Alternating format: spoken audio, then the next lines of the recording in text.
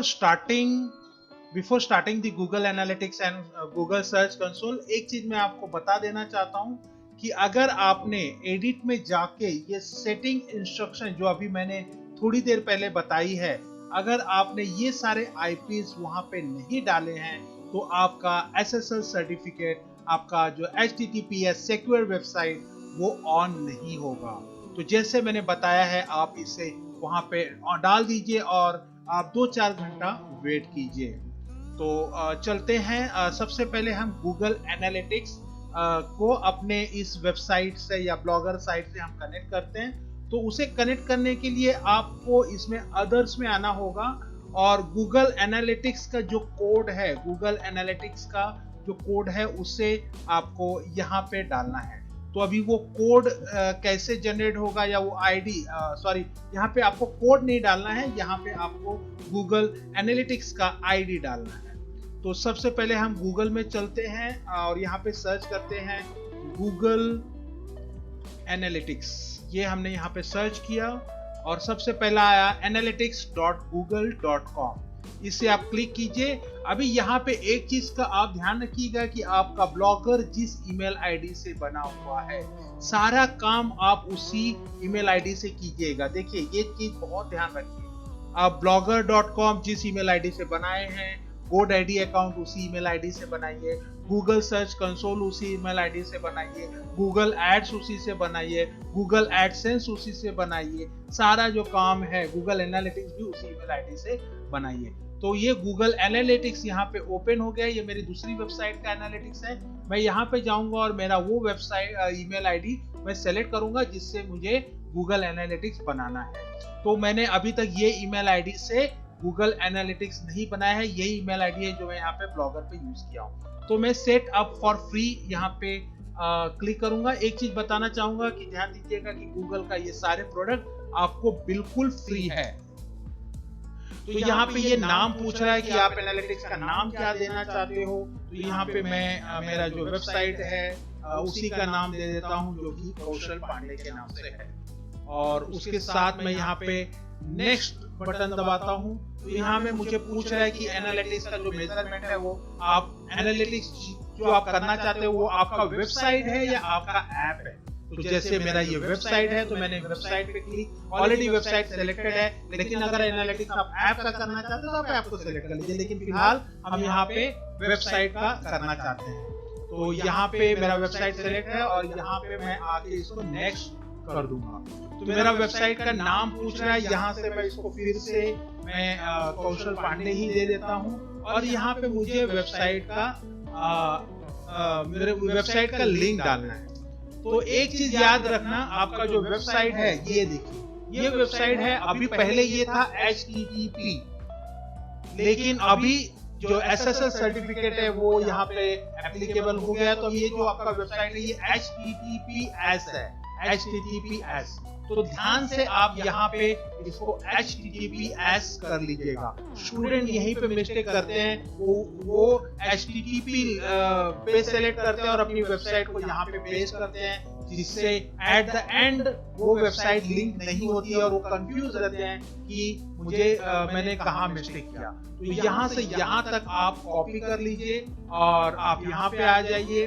मैं इसको क्लोज कर देता हूँ। एनालिटिक्स में आ जाइए और यहाँ पे इसको पेस्ट कर दीजिए और जो HTTP है उसको HTTPS सेलेक्ट कर दीजिएगा। एक चीज और मैं बताना चाहूंगा कि Google search console and Google analytics ये आपको जब आपका वेबसाइट HTTPS हो जाए उसके बाद ही करिएगा, नहीं तो क्या होगा, आपको दोबारा करना होगा। पहले आपने HTTP से किया, उसके बाद आपको HTTPS से करना होगा।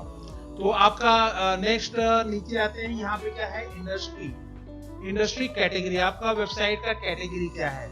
It is educational, it is जैसे मेरा जो है वो एजुकेशनल है, हेल्थ केयर है, क्या है। तो यहाँ पे देखता हूँ एजुकेशनल है क्या। तो यहाँ पे travel, sports, shopping, science, reference, online communities, news, law, jobs, home and garden, hobbies, health care, games, food and fine, computer, business and industries. यहाँ पे एजुकेशन नहीं है तो मैं एक काम करता हूँ, मैं कंप्यूटर एंड इलेक्ट्रॉनिक्स यहाँ पे सेलेक्ट कर लेता हूँ और आपका यहाँ पे आप टाइमिंग जोन सेलेक्ट कर लीजिएगा ध्यान से। मैं यहाँ पे इंडिया टाइप करता हूँ और इंडिया में टाइम जोन सेलेक्ट करता हूँ। ये देखिए GMT plus 5:30 Indian time zone. और यहाँ पे मैं क्रिएट पे क्लिक करता हूँ और क्रिएट पे क्लिक करने के बाद आपको ये जो टर्म एंड सर्विसेज है गूगल का वो आपको यहाँ पे एप्लीकेबल करना है। लेकिन यहाँ पे कंट्री सेलेक्ट करना मत भूलिएगा। आप यूनाइटेड स्टेट की टर्म एंड कंडीशन को मत सेलेक्ट कर लीजिएगा। यहाँ पे आपको इंडियन जो टर्म एंड कंडीशन है गूगल का उसको आपको सेलेक्ट करना है, आई एक्सेप्ट करना है और उसको यहाँ पे भी एक्सेप्ट करना है और उसके बाद लास्ट में आई एक्सेप्ट पे क्लिक करना है। और क्लिक करने के बाद इसको सेव कीजिए, इसको नो थैंक्स कीजिए और ये आ गया आपका एनालिटिक्स कोड। अब अगर आप वेबसाइट बना रहे हो वर्डप्रेस में या किसी और पे, तो इस कोड को आपको आपकी वेबसाइट के हेड के नीचे डालना है, HTML के हेड के नीचे डालना है। बट अभी हम यहाँ पे ब्लॉगर में कर रहे हैं और यहाँ पे मुझे क्या चाहिए, मुझे गूगल एनालिटिक्स आईडी चाहिए। तो ये आईडी, ये देखिए यहाँ पे ये आईडी है, मुझे ये पूरे आईडी को कॉपी करना है। इसे मैं कॉपी किया और बहुत आसानी से मैं ये यहाँ पे पेस्ट कर दिया। बहुत ही आसान है अगर आप इसे एकदम सही तरीके से कर रहे हैं तो। मैंने यहाँ पे इसे पेस्ट किया और यहाँ पे मैंने सेव कर दिया और सेटिंग वायर सेव्ड सक्सेसफुली। ये इस हिसाब से आपका जो ये वेबसाइट है या ब्लॉगर साइट है आपके एनालिटिक्स से सक्सेसफुली कनेक्टेड हो चुका है। अब इसे आप देखना चाहेंगे तो आप यहाँ पे जाइए और यहाँ पे देखिए आपका कौशल पांडे, आपका ये आईडी नंबर है और ये आपका प्रॉपर्टी ऐप है, आपकी वेबसाइट, ये सारी चीजें यहाँ पे आपको दिखेगी। और मैं यहाँ से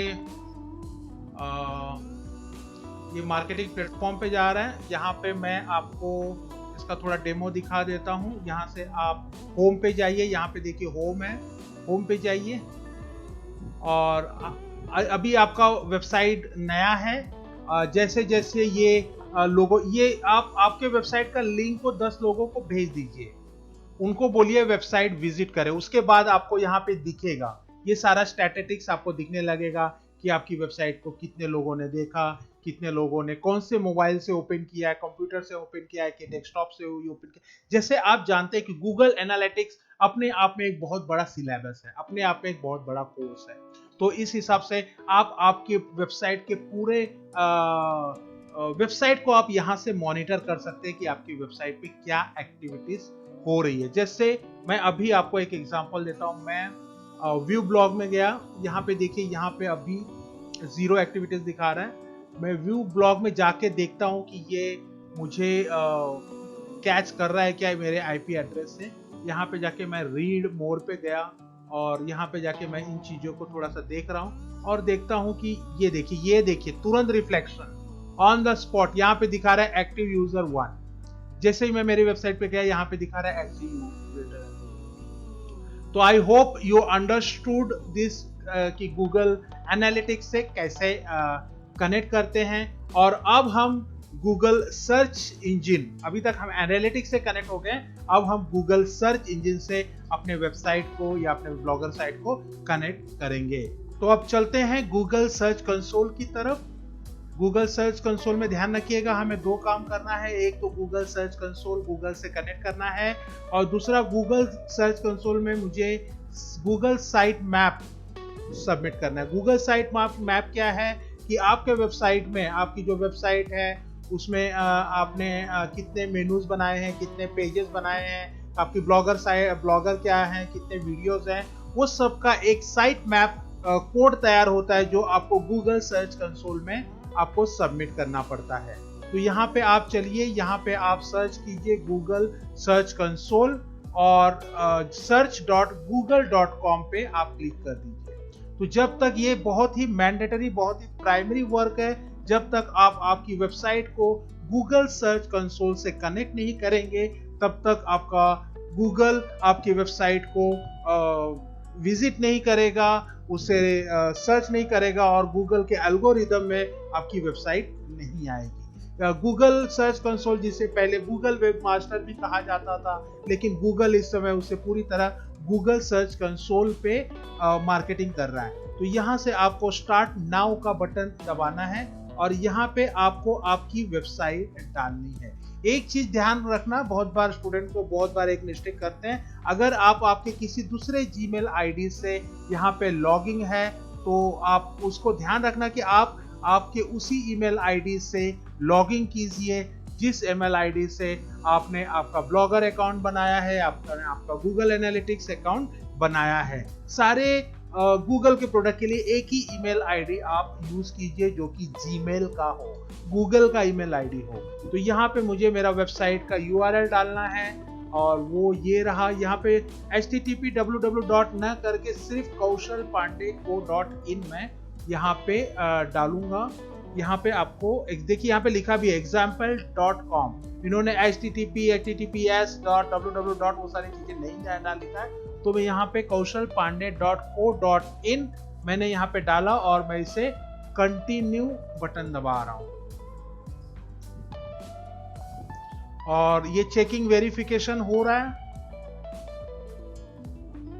और जस्ट वेट करते हैं, it will take some times.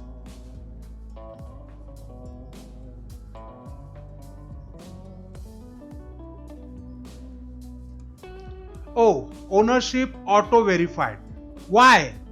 यहाँ पे ओनरशिप ऑटो वेरीफाइड हो गया है सिर्फ बिकॉज ये आपने सेम ईमेल आईडी यहाँ पे भी यूज किया है और सेम ईमेल आईडी आपने यहाँ पे भी यूज किया है, तो आपका जो ओनरशिप है वो auto verified by Google search console. ठीक है, अब यहाँ से आपने डन, आपको गो टू प्रॉपर्टी में जाना है। यहाँ पे आपकी वेबसाइट आपको दिखेगी कि आपने कौन से वेबसाइट का ओनरशिप राइट किया है। गूगल सर्च कंसोल एक गूगल एनालिटिक्स से जैसा ही काम करता है कि आपकी वेबसाइट पे क्या एक्टिविटीज हो रही है, वो सारी चीजें वो यहाँ से देखता है। यहाँ से आप देख सकते हैं। इसके साथ में एक्स्ट्रा क्या देख सकते हैं कि कुछ ब्रोकन लिंक्स हैं, मतलब जो पेजेस आपने बनाए होंगे बाद में डिलीट होंगे, कुछ एरर्स है, बहुत सारी चीजें आप गूगल सर्च कंसोल से क्लिक करते हैं। तो यहाँ पे आ रहा है welcome to your new domain property. आप यहाँ से स्टार्ट कीजिए, यहाँ पे गॉट इट कर दीजिए और यहाँ पे देखिए आपका जो प्रॉपर्टी है यहाँ पे लिस्टेड दिखा रहा है kaushalpande.co। आप किसी दूसरी और प्रॉपर्टी को अगर चाहते हैं कि यहाँ पे आप ऐड करें तो सेम प्रोसेस है, आप आपकी प्रॉपर्टी को यहाँ से ऐड कर सकते हैं। अब हमें यहाँ पे साइट मैप ऐड करना है। साइट मैप पे आप क्लिक कर दीजिए और यहाँ पे आपको साइट मैप का यूआरएल डालना है।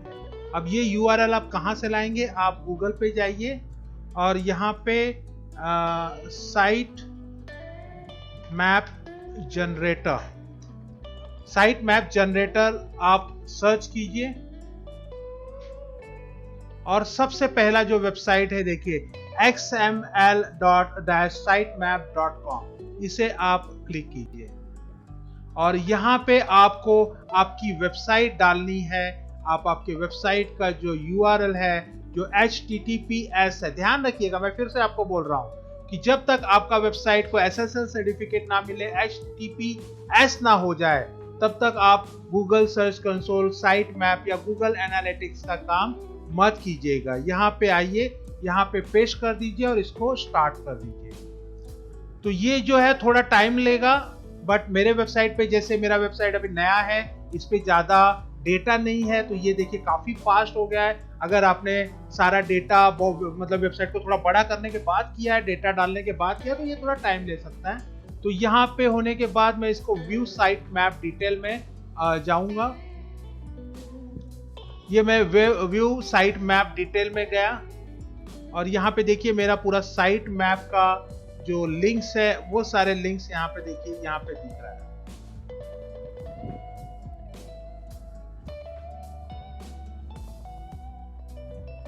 अभी मुझे करना क्या है, मुझे यहाँ पे ये मेरा जो वेबसाइट का यूआरएल है वो कॉपी कर लेना है और मेरे साइट मैप इसमें सर्च कंसोल में जाना है, यहाँ पे मुझे उसको पेस्ट कर देना है और स्लैश sitemap.xml, बस sitemap.xml। मेरा यहाँ पे साइट मैप का डेटा तैयार हो गया है और मैं यहाँ पे sitemap.xml करके इसे मुझे सबमिट कर देना है। ये देखिए साइट मैप सबमिटेड सक्सेसफुली। अब साइट मैप सबमिट करने के बाद इसका फायदा ये होगा कि मेरे वेबसाइट पे मैंने वेबसाइट का स्ट्रक्चर लेआउट किस तरह से बनाया है वो गूगल को पता चल जाएगा और गूगल सर्च कंसोल गूगल को सर्च करने में वो काफी आसानी होगी। तो अभी गूगल सर्च कंसोल का आप ओवरव्यू देखेंगे तो इसमें अभी कोई भी रिपोर्ट कोई भी चीजें नहीं है, because it will take around 24 hours to 48 hours जब गूगल सर्च कंसोल पहली बार आपकी वेबसाइट को क्रॉल करेगा और क्रॉल करने के बाद उसका जो डिटेल्स है उसका जो एनालिटिक्स है वो रिपोर्ट है वो आपको यहां पे देने लगेगा। तो friend students, I hope I have completed each and everything in detail about blogger.com। मैंने आपको बताया कि किस तरह से मात्र 370 रुपीस इन्वेस्ट करके आप एक फ्री में वेबसाइट बना सकते हैं। एक वेबसाइट बनाने में अगर आप एक साल का डोमेन होस्टिंग लेते हैं तो लगभग 2 से 2,500 हजार का खर्चा आता है। SSL सर्टिफिकेट का लगभग 3-3.5 हजार खर्चा आता है। मैं मैक्सिमम साइट से बता रहा हूं, बट ओवरऑल देखा जाए तो कुछ नहीं तो कम से कम 4 से 5,000 रुपया आपको खर्चा आता है एक वेबसाइट बनाने में। अगर आप खुद वेबसाइट बना रहे हैं, अगर आप किसी डेवलपर को दे रहे हैं तो आपको डेवलपर 10,000 से नीचे कॉस्ट चार्ज नहीं करेगा और यहाँ पे इसे सीखकर आप फ्री में वेबसाइट बना सकते हैं।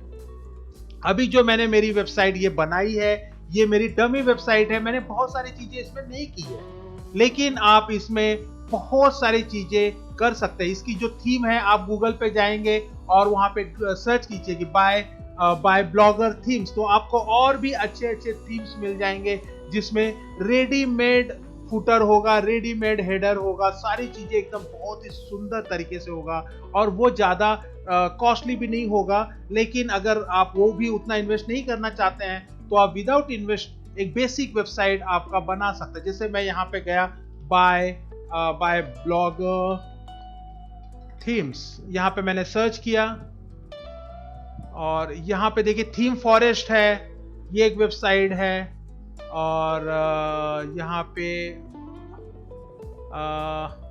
और भी बहुत सारी वेबसाइट है जहां से आप ले सकते हो। मैं थीम फॉरेस्ट में बाय ब्लॉगर थीम्स, यहाँ पे थीम फॉरेस्ट है, टेम्पलेट ये है, शर्ट माउंट लॉर्ड है। मैं थीम फॉरेस्ट में जाता हूं,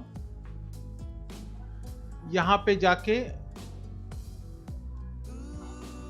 एनवेंटो मार्केट, ये एक ऐसा मार्केट है जहां पे आपको बहुत सारी, ये देखिए आप इस तरह के थीम्स $21 मतलब लगभग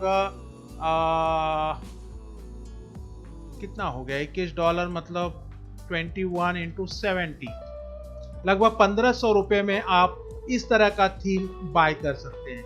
इस तरह का थीम, ये रेडीमेड थीम है। आपको क्या करना है कि आपको सिर्फ आपका डेटा आपको डालना है अंदर, तो 1,400-1,500 रुपए में आप रेडीमेड थीम ले लीजिए और उसके बाद जो इमेज है, कंटेंट है, वो सारी चीजें आप डाल सकते हैं। लेकिन मैं आपको सजेस्ट करूंगा कि ये सारी चीजें जो है बनाई जा सकती है, बस आप आपके ब्लॉगर को थोड़ा सा उस पर काम कीजिए, थोड़ा सा उसको और समझिए और ये सारी चीजें डेफिनेटली आप खुद से बना सकते हैं।